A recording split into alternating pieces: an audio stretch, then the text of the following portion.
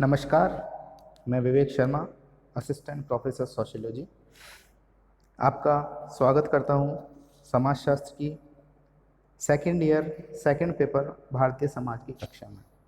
पिछले वीडियो में हमने भारतीय समाज की व संस्कृति की विशेषताओं के बारे में पढ़ा था। आज हम सांस्कृतिक विविधताओं के बारे में पढ़ेंगे।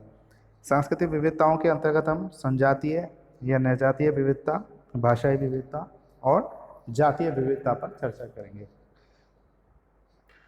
तो सबसे पहले हम शुरू करते हैं सांस्कृतिक विविधता से। भारत विभिन्नताओं का देश है। प्रजाति, जाति, जनजाति, धर्म, भाषा, जलवायु, भौगोलिक परिस्थितियाँ, खान पान, रहन सहन और वेशभूषा की दृष्टि से यहाँ कई विभिन्नताएं दिखाई देती हैं। ये सब विशेषताएं या विभिन्नताएं भारतीय समाज के मौलिक आधारों और उनमें होने वाले परिवर्तनों को समझने में सहायक है तथा भारतीय समाज में अनेकता भी पैदा करती है। भारत एक ऐसा देश है जिसमें विविधताओं के अनेक आयाम दृष्टिगोचर होते हैं। यहाँ अनेक संस्कृतियों का सहअस्तित्व पाया जाता है। भारत में समय समय पर अनेक बाह्य आक्रमणकारी लोग आते रहे और उन्होंने यहाँ शासन किया। यहाँ की धन संपत्ति लूट कर ले जाने के बजाय अधिकांश लोग यहीं बस गए। इस प्रकार भारत अनेक संस्कृतियों का संगम स्थल एवं द्रवण पात्र बन गया। सांस्कृतिक बहुलता भारत की नियति बन गई। यही कारण है कि भारत में विभिन्न धर्मों, भाषाओं, प्रथाओं, रीति रिवाजों, खान पान, वेशभूषा, विचारों, विश्वासों, संस्कार आदि के रूप में बहुलता पाई जाती है। विभिन्न संस्कृतियों का भारत में सहअस्तित्व ही सांस्कृतिक बहुलवाद के नाम से जाना जाता है। यहाँ सांस्कृतिक बहुलवाद को अनेक रूपों में देखा जा सकता है। उदाहरण के लिए, एक तरफ बहुत धनी, उच्च जाति और उच्च वर्ग के लोग हैं, तो दूसरी ओर अत्यधिक निर्धन, निम्न जाति के लोग भी यहाँ रहते हैं। विभिन्न जातियों, धर्मों, क्षेत्रों और भाषाओं से संबद्ध समूह सारे देश में फैले हुए हैं। धर्म, भाषा, क्षेत्र, प्रथा और परंपरा के आधार पर यहाँ अल्पसंख्यक समूह बने हुए हैं। बहुसंख्यक समूह भी अनेक संप्रदायों, जातियों, गोत्रों और भाषाई समूहों में विभक्त हैं। अपने सदस्यों के लिए अच्छी शिक्षा, रोजगार और जीवन स्तर प्राप्त करने की इन समूह में आकांक्षाएं हैं। सभी लोगों को समान अवसर प्राप्त नहीं है, इसलिए वे वितरक न्याय से वंचित हैं। इस प्रकार की असमानता स्वयं भारतीय समाज की देन है, जिसके कारण समय समय पर तनाव एवं संघर्ष पैदा होते रहते हैं। परस्पर अविश्वास एवं मानसिक कुंठाएं भी बढ़ती हैं। इन कारणों से भारत की आंतरिक एकता, संबद्ध चेतना और भारतीयता की भावना को गहरा आघात लगा है। यह स्थिति भारतीय सामाजिक संरचना के स्वरूप और वास्तविकता के बीच के भेद के कारण उत्पन्न हुई है। हम यहाँ पर भारतीय समाज एवं समुदाय में व्याप्त सांस्कृतिक एवं संजातीय विविधताओं को जानने का प्रयास करेंगे। संजातीय या नृजातीय विविधताएं। नृजातिक अथवा संजातीयता को रंग और संस्कृति के आधार पर विश्लेषित किया जा सकता है। नृजातिक समूह किसी समाज की जनसंख्या का वह भाग है जो परिवार की पद्धति, भाषा, मनोरंजन, प्रथा, धर्म, संस्कृति एवं उत्पत्ति आदि के आधार पर अपने को दूसरों से अलग समझता है। दूसरे शब्दों में, एक प्रकार की भाषा, प्रथा, धर्म, परिवार, रंग एवं संस्कृति से संबंधित लोगों के एक समूह को नृजातिकी की संज्ञा दी जा सकती है। समान इतिहास, प्रजाति, जनजाति, वेशभूषा, खान पान वाला सामाजिक समूह भी एक नृजातीय समूह है, जिसकी अनुभूति उस समूह एवं अन्य समूहों के सदस्यों को होनी चाहिए। समान आर्थिक, राजनीतिक, सामाजिक एवं सांस्कृतिक हितों की रक्षा एवं अभिव्यक्ति करने वाले समूह को ही संजातीय समूह कहा जा सकता है। एक नृजातिक समूह की अपनी एक संस्कृति होती है, वह नृजातिक एक सांस्कृतिक समूह भी है। भारत वह बहु नृजातिक समूह वाला देश भी है। एक नृजातिकी के लोगों में परस्पर प्रेम, सहयोग एवं संगठन पाया जाता है। उनमें अहम की भावना पाई जाती है। एक नृजाति के लोग दूसरी नृजाति के लोगों से अपनी श्रेष्ठता सिद्ध करने के लिए अपनी भाषा, वेशभूषा, रीति रिवाज एवं उपासना पद्धति की विशेषताओं को बढ़ा चढ़ाकर बताते हैं। समाजशास्त्रीय भाषा में इसे नृजातिकीय केंद्रीय प्रवृत्ति कहते हैं। नृजातिकी के आधार पर एक समूह दूसरे समूह से उतनी दूरी बनाए रखता है सामाजिक, आर्थिक और राजनीतिक दृष्टि से शक्तिशाली नरजातिक समूह कमजोर नरजातिक समूहों का शोषण करते हैं, उनके साथ भेदभाव रखते हैं। इससे समाज में असमानता, संघर्ष एवं तनाव पैदा होता है। भाषा, धर्म और सांस्कृतिक विभेद संजातीय समस्या के मुख्य कारण हैं। भारत में भाषा, धर्म, संप्रदाय एवं प्रांतीयता की भावना के कारण अनेक तनाव एवं संघर्ष हुए हैं। कभी कभी सामाजिक, आर्थिक एवं राजनीतिक उद्देश्यों की पूर्ति के लिए भी लोगों का एक संजातीय समूह के रूप में एकत्रीकरण देखा जा सकता है। ऐसी स्थिति में वे अन्य समूहों के साथ विदेशियों जैसा व्यवहार करते हैं। बिहार का छोटा नागपुर एवं संथाल परगना के आदिवासी अपनी विशिष्ट संस्कृति एवं भाषा के कारण एक अलग झारखंड राज्य की मांग करते रहे हैं। वे आदिवासियों के अतिरिक्त लोगों को दिक्क अर्थात बाह्य शोषणकर्ता की संज्ञा देते हैं, जिसमें जमींदार और साहूकारों को सम्मिलित करते हैं। कभी कभी ऐसा ही व्यवहार एक भाषा बोलने वाले अपने प्रांत में दूसरे भाषा बोलने वाले के साथ भी करते हैं। तमिलनाडु एवं असम में अन्य प्रांतों के लोगों को बाहर निकालने संबंधी आंदोलन एवं संघर्ष हुए हैं। कई बार नगरीय लोग गांव वालों के साथ, ग्रामीण नगर वालों के साथ भी विदेशियों जैसा व्यवहार करते हैं और उसे संजातीय रूप देने का प्रयत्न करते हैं। अब हम भाषाई विविधता पर चर्चा करेंगे। मानव समाज में भाषा का महत्वपूर्ण स्थान है। भाषा ने ही मानव के सामाजिक एवं सांस्कृतिक जीवन को संभव बनाया है। भाषा के अभाव में मानव सभ्यता के उस शिखर पर नहीं पहुंचा जा सकता जहां वह आज है। मानव की धार्मिक, आर्थिक, राजनैतिक, सांस्कृतिक सभी संस्थाएं तथा व्यवहार भाषा के कारण ही संभव एवं विकसित हो पाए। भाषा ही मानव की संस्कृति की वाहक है। उसी के द्वारा संस्कृति का हस्तांतरण एक पीढ़ी से दूसरी पीढ़ी को होता है। भाषा के द्वारा ही मानव अपने भावों, संवेगों, अनुभवों एवं ज्ञान को एक पीढ़ी से दूसरी पीढ़ी, एक समाज से दूसरे समाज तक पहुंचाता रहा है। भाषा के द्वारा ही मानव ज्ञान का संकलन भी करता रहा है। यह लोगों के परस्पर अंतःक्रिया करने एवं संबंध स्थापित करने का माध्यम है। भाषा के द्वारा ही बच्चों का समाजीकरण होता है और वह समाज में रहने लायक प्राणी बनता है। भाषा ही हमें समाज, हमारी परिस्थिति एवं भूमिका का ज्ञान कराती है। मानव चिंतन की अभिव्यक्ति ही भाषा के द्वारा ही होती है। यह उन सभी लोगों को एकता के सूत्र में बांधती है जो एक ही भाषा का प्रयोग करते हैं। स्पष्ट है कि भाषा मानव समाज के लिए बहुत उपयोगी है। यद्यपि कई बार भाषाई विवाद समाज में तनाव एवं विघटन उत्पन्न करता है। भारत एक बहुभाषी राष्ट्र है। भारत में जनसंख्या, प्रजाति, धर्म एवं संस्कृति के आधार पर भी भिन्नता ही नहीं, परंतु भाषा की दृष्टि से भी अनेक विविधताएं विद्यमान हैं।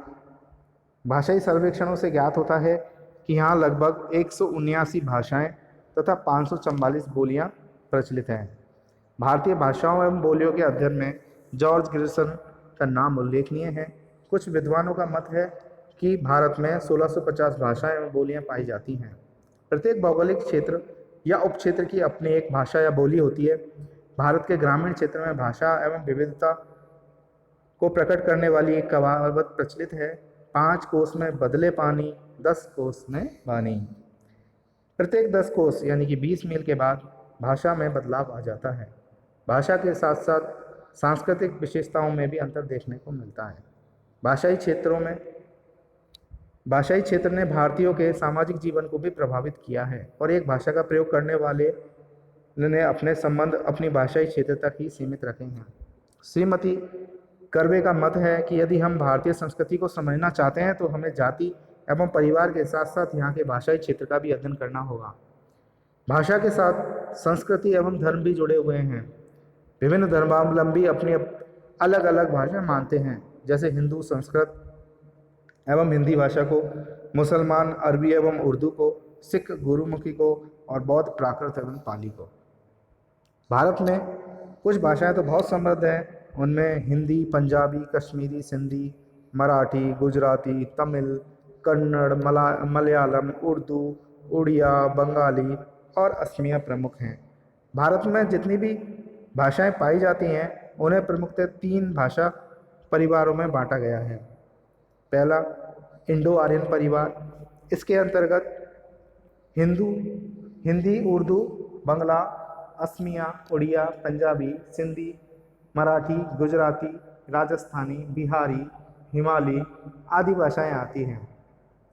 द्रविड़ भाषा परिवार के अंतर्गत तेलुगु, कन्नड़, तमिल, मलयालम एवं गोंडी आदि भाषाएं आती हैं। तीसरा जो भाषा परिवार है वह है ऑस्ट्रिक भाषा परिवार। इसमें मुंडारी, संथाली, खासी, हो, बिरहोर, खरिया, भूमिज, कोरवा, कोरकू एवं जुआंग आदि भाषाएं प्रमुख हैं। इसके अतिरिक्त चीनी तिब्बती परिवार की भाषाएं जैसे कि मणिपुरी, नेवाड़ी, लेप्चा एवं नागा भाषा का प्रयोग भी किया जाता है।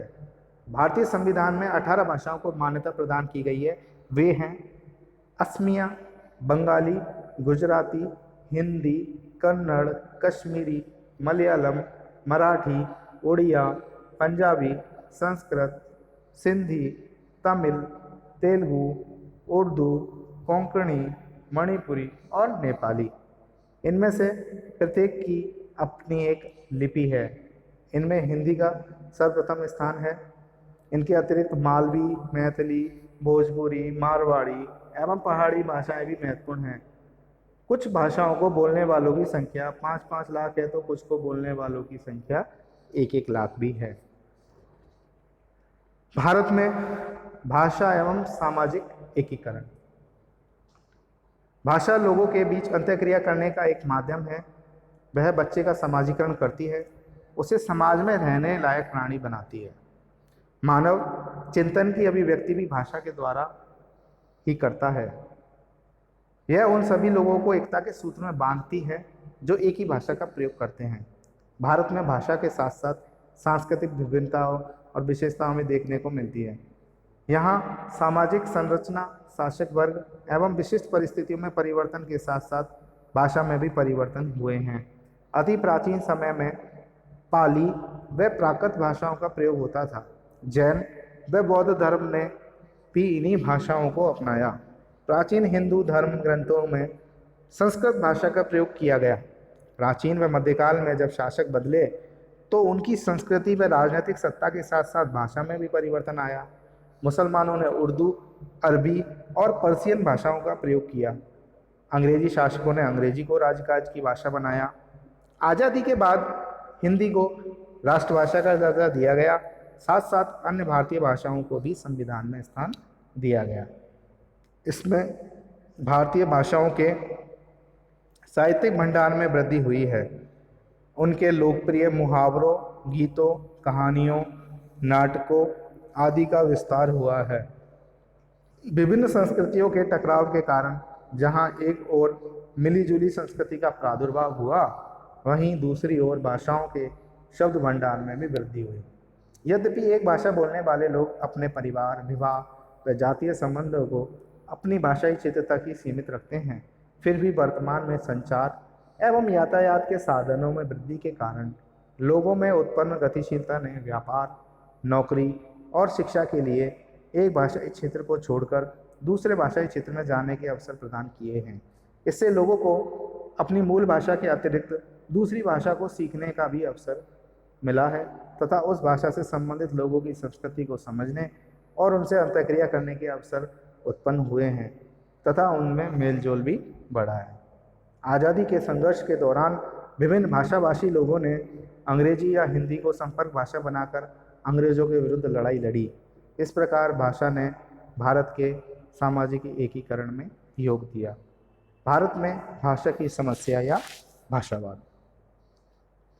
भारत में भाषाई विविधता ने अनेक समस्याएं पैदा की हैं।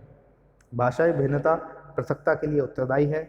भाषा के नाम पर यहाँ एक क्षेत्र व दूसरे क्षेत्र के लोगों में काफ़ी तनाव पाए जाते हैं तथा इनमें देश की एकता से में बाधा पहुँचाई है।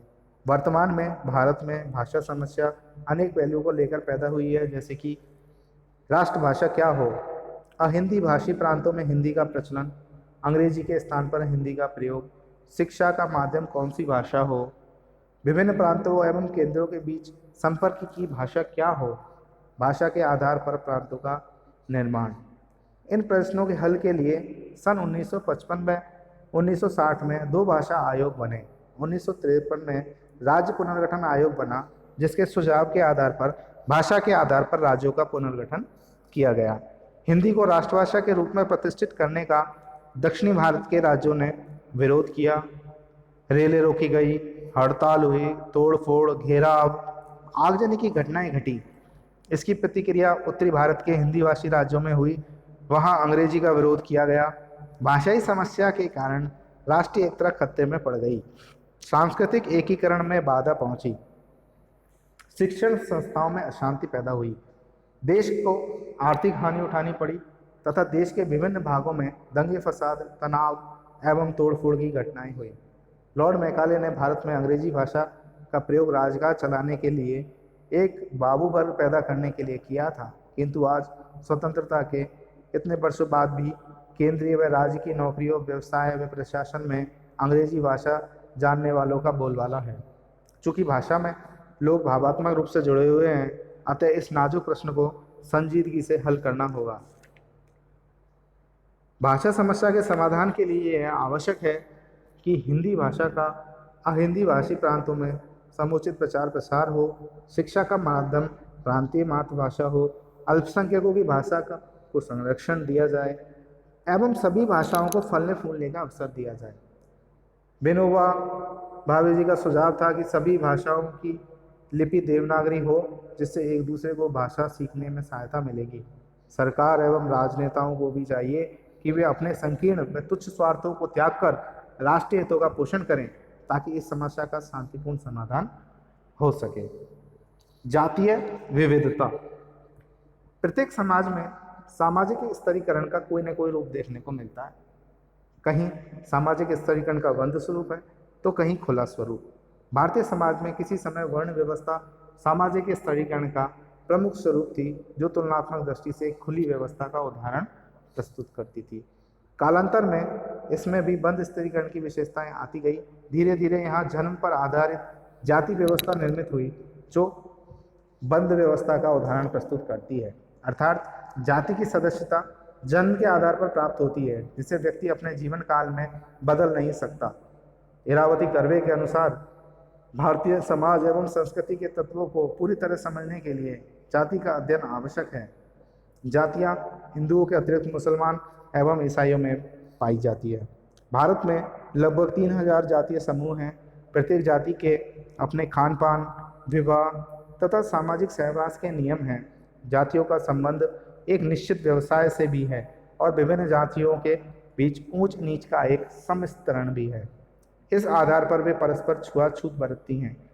कुछ जातियां ऐसी हैं जो एक क्षेत्र विशेष तक ही सीमित हैं, जैसे मराठा, महर एवं मंग महाराष्ट्र में, पाटीदार एवं कुणबी गुजरात में, कामा तथा रेड्डी आंध्र प्रदेश में, इजावा केरल में ही पाए जाते हैं। संपूर्ण भारतीय समाज विभिन्न जातीय खंडों में विभक्त है। जाति के बारे में हम आने वाले वीडियो में, पूरा एक टॉपिक है हमारा जाति का हमारा एक अध्याय है, जिसमें हम जाति व्यवस्था पर विस्तृत पूर्वक चर्चा करेंगे और वहीं पर हम ऐतिहासिक अंतः स्थापित विविधताओं के रूप पर जाति पर प्रकाश डालने का प्रयास करेंगे। तो आज हमने सांस्कृतिक विविधताओं में संजातीय विविधता या निर्जातीय विविधता के बारे में पढ़ा, जातीय विविधता के बारे में और भाषाई विविधता को जाना। तो आप सांस्कृतिक विविधता पर टिप्पणी लिखेंगे और इसको असाइनमेंट के रूप में इस कार्य को आप घर पर करेंगे। धन्यवाद।